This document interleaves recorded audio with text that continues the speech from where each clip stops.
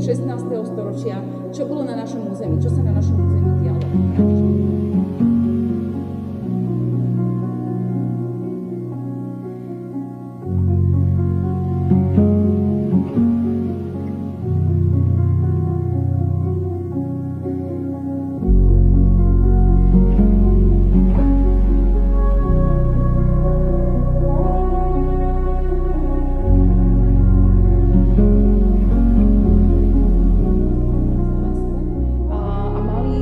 Ako keby obnova kusov.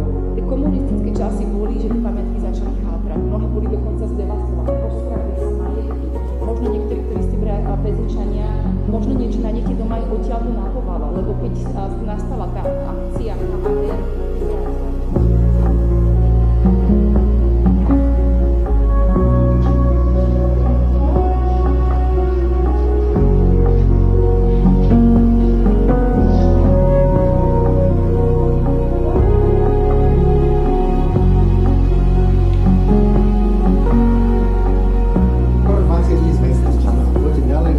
pozor na hlavu.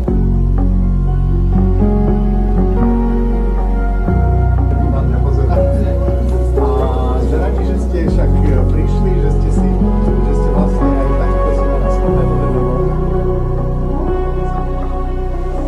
vlastne šedé a list je niekde kružlen.